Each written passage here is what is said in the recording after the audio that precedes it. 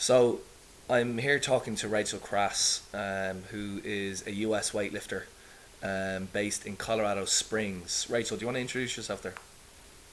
You kind of already did, but yeah, Rachel Crass. I was on the 2010 World Team, few junior World Team, and I lived at the Olympic Training Center in Colorado Springs. And how long have you been weightlifting? Oh God, off and on for 20 years. Yeah, since I went to the gym with my dad when I was itty bitty preschool age, learned how to lift. Lifted a little when I was 7, 8, 9 years old, and then stopped and came back when I was 15. Quit again at 19, and now I'm 25 and I've been lifting back for a couple of years. So just off and on like my entire life. And do you have any other sporting backgrounds? I played soccer for 11 years. Um, did everything, kind of, the softball, track and field, basketball, did a little bit of everything, but really soccer and weightlifting are two sports. Okay. And what coaches or what clubs did you have growing up? I started with my dad, Derek Crass, who was on the 84 and 88 Olympic team for the U.S., and he trained me all growing up, and then when I moved to the Olympic Training Center, I lifted under Bob Morris, and Glenn Penlay out at California Strength is now my personal coach, along with Mark Canella in Ohio, and now Signet Smallsarts, the Polish coach who has been here, I guess, about 6 months. Okay. And I suppose a basic question to ask is why are you a weightlifter? Why did you choose weightlifting? Because I'm crazy.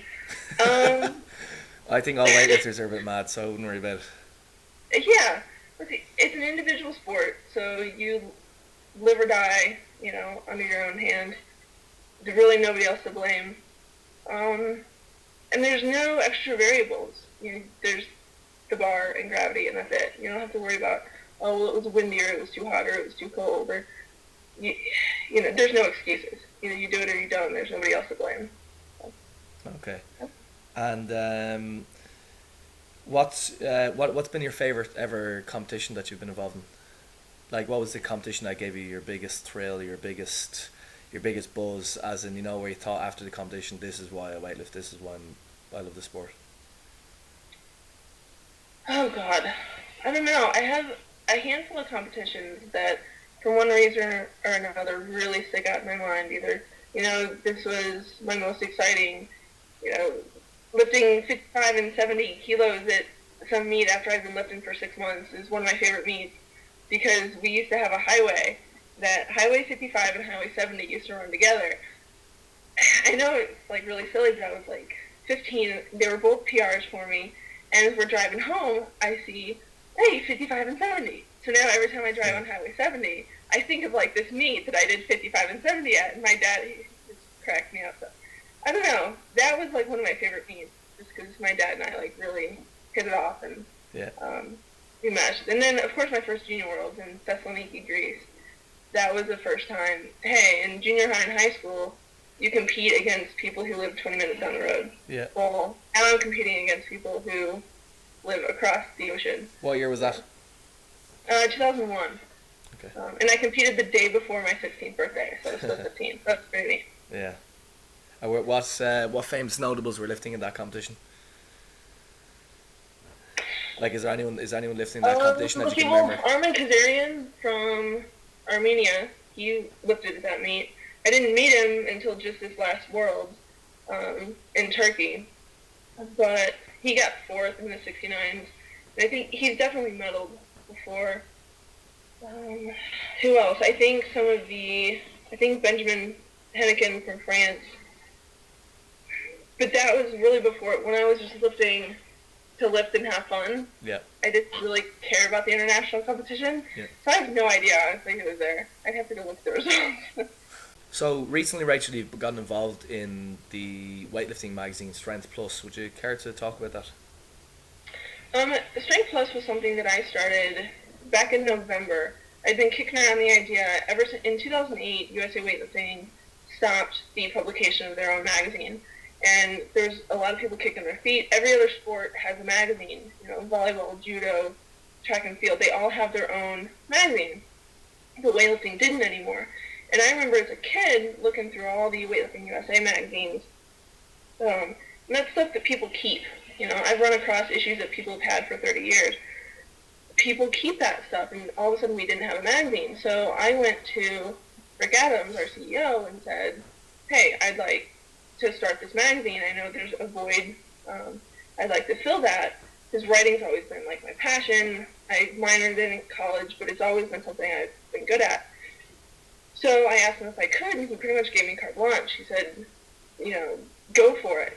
And we decided to make it separate from USA Weightlifting. That way it gives me more freedom to not be constrained by the USOC contracts. And if I want to do an article that might irritate some people, I have that, Yeah. So we're separate entities, but by him, he signed on, he endorsed it. USA Weightlifting, we're the only magazine that they endorse. And I wanted to create, we don't have a strength and health anymore. There's really no magazine that I could think of that deals only with weightlifting. If you want to read about weightlifting, you have to do a Google search. You have to find it yourself. Or just find a website. Right. Or read your blog. All right. And do you want to talk about the actual title of your of this? Why did you call it Strength Plus? Because I think powerlifting, there's some technique involved, but it's pretty much it's only strength. The strongest guy wins. But in weightlifting, there's a whole lot more than just strong. There's technique, the physics of it. There's a beauty involved, and it's not just a two-handed anyhow, get it from the floor over your head. There's the press out. It can't touch your body. There's so many different rules involved. And it's so much more than just being strong. It's being fast. It's being explosive. It's much more dynamic. It's whole body. It's strength plus everything else. Yeah, I understand it. All right, so Rachel, as a working mother, how do you find this an ideal combination between work, rest, and play? Definitely not easy. I've talked to some other working moms about how they do it. My situation is a bit unique because I don't have a significant other here to, watch Nina while I go train. Yeah. That was one of the reasons why I started the magazine, because it gives me that flexibility to, take my daughter to the park and work on my laptop at the same time. Or while she's at her gymnastics class, I can sit and work on my laptop. My work can go with me wherever. So it's that multitasking is good. Definitely texted from the shower a few times. So there's always multitasking. And now that she's in preschool, it's a lot easier. I don't know. Unfortunately, I've had to bring her to the gym with me quite a bit. So I figured out toys that are pretty indestructible. And, she's learned to play on a platform that she has this 12 by 12 play area. Yeah. And she can play. She can do whatever she wants. We'll put chairs on the platform. She'll make a tent. So she's crawling up and down. She'll use the plates for stairs.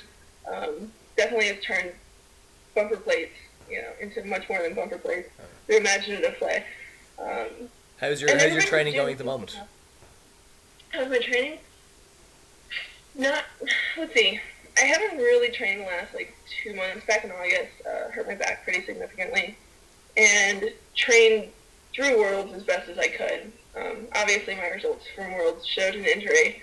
It's well below what I wanted to do. But we're looking at some surgical options, and hopefully we'll get it fixed, and I'll be back for next year. Good. I hope you do. Well, when you were fit, or as I suppose fighting fit, how many days a week were you training? I trained 6 days a week. It was twice Monday, Wednesday, Friday, once Tuesday, once Thursday, and once Saturday. So you were working full time. You had a full time job, and on top of that, you were working 6 days, or training 6 days a week, and then twice a day. Did you find that that you could recover in that schedule, or did you find that was that conducive to getting good gains, or how did you find it? No, it was conducive to maintaining and being an all right lifter. I do know that I might have not gotten hurt. I think some of my injury was some overtraining. Caffeine can only keep you awake so long. So I would find myself working after I put my daughter to bed at 8 or 9, and then I'd work till 2, 3, 4 in the morning, and then get back up at 7. So I do that so many days until I just pass out. Let's see. I don't know. how do I train? I don't know how I did it, to be honest with you. I feel Well, like I was always did you keep gaining? Not really. After the Arnold last year in March, I made some technique changes, and my total went up nuts. I made like a 4 or 5 kilo PR in the snatch, and then my clean and jerk went up 6 or 7 kilos, and that was some technique changes. And then I stagnated. My training on little sleep was enough to maintain, but I think PRs were a little too much to ask on my schedule. Okay, so the article you wrote in the French team where you're saying they're sleeping, 8 hours a night and then a 2 hour sleep during the day, is fictional in your world, obviously. Oh, well, some of the sleep, they razzed me like no other. They would see me in the gym and I'd yawn, and David Bonham, Benji Dubai, all three of them were like, you need to sleep. They scolded me like you wouldn't believe about sleeping, because they sleep all the time. They train, eat, sleep. That's all they do. Yeah. And they sleep recovery. Oh, yeah, they lectured me big time about I don't sleep enough.